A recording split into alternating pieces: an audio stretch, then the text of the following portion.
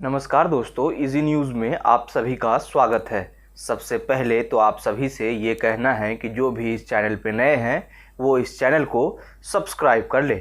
आज हम बात अपने कश्मीर पर करेंगे, वही कश्मीर जिसको लेकर हर सरकार में अलग अलग दावे होते आए हैं। हर सरकार अब तक कश्मीर को लेकर यही दावा करती आई है कि हमने कश्मीर के लिए कुछ ना कुछ ज़रूर किया है, लेकिन इन 70 सालों में कश्मीर तब भी आसान था और कश्मीर आज भी आसान है।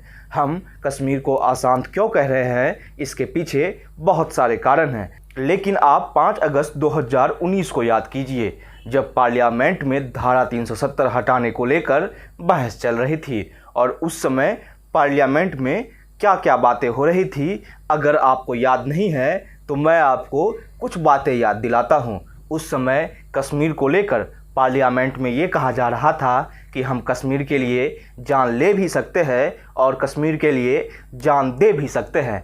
और ये बात कौन कर रहे थे? ये बात कर रहे थे हमारे देश के गृह मंत्री माननीय अमित शाह जी। मतलब कि अमित शाह जी उस समय जिस रौद्र रूप में दिख रहे थे, उसे देखकर ऐसा ही लग रहा था कि भारत अब कश्मीर के समाधान की ओर जा रहा है और साथ ही साथ पाकिस्तान अधिकृत कश्मीर के लिए भी भारत सरकार के पास कोई ना कोई रणनीति है। उस समय हमें ये समझाया गया था कि धारा 370 के हटते ही कश्मीर से आतंकवाद खत्म हो जाएंगे, आतंकवादियों की कमर तोड़ दी जाएगी और वहाँ सभी लोग अमन चैन से रह सकेंगे।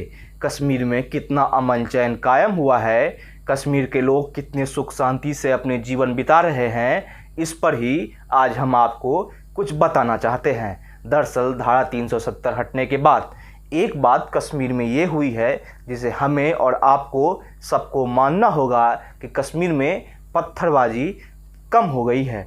हालांकि ये कहना भी सही है कि लगभग कश्मीर में पत्थरबाजी बंद हो गई है, लेकिन आतंकवादी अब भी कश्मीर में खुलेआम घूम रहे हैं। खुलेआम कश्मीर में हिंदुओं की हत्या हो रही है, खुलेआम कश्मीरी पंडितों को मौत के घाट उतारा जा रहा है। क्योंकि हालिया घटनाओं को देखें तो पहले टीवी एक्ट्रेस को मारा जाता है, फिर एक शिक्षिका को मारा जाता है और अब बैंक के अंदर घुसकर बैंक कर्मी को लहूलुहान कर दिया जाता है। और फिर उसके बाद हमें ये समझाया जाता है कि कश्मीर में सब कुछ ठीक है और जल्द ही आतंकवादियों से बदला ले लिया जाएगा। अब आप एक चीज़ को समझिए, जब टीवी एक्ट्रेस की हत्या की जाती है तो उसके 24 से 48 घंटे के अंदर उनके हत्यारों को मौत के घाट उतार दिया जाता है। मतलब कि सेना और पुलिस के पास पूरा इन्फॉर्मेशन था कि किसने हत्या की है और वो क्या कर रहे हैं। तो फिर हमारा सिस्टम ये प्रोएक्टिव क्यों नहीं है? उनके प्लानिंग से पहले ही उस पर कार्रवाई क्यों नहीं की जाती है? केंद्र सरकार की बातों को माने तो केंद्र सरकार कह रही है कि अब कश्मीर में 200 से भी कम आतंकवादी एक्टिव है और इस साल के अंत तक वो कम होते होते 100 से नीचे रह जाएंगे। मतलब कि लगातार आतंकवादियों को कश्मीर से ख़त्म किया जा रहा है। लेकिन सवाल ये है कि अगर इतने आतंकवादी मारे भी जा रहे हैं तो फिर आतंकवादी किस तरह से बैंक में घुसकर, घर में घुसकर किसी की हत्या कर देता है? क्योंकि सवाल ये भी है कि केंद्र सरकार दावे कर रही है कि कश्मीर में अब इन्वेस्टमेंट आ रही है, लेकिन जिस तरह से घाटी में कश्मीरी हिंदुओं की हत्या हो रही है उससे फिर हम क्या समझे?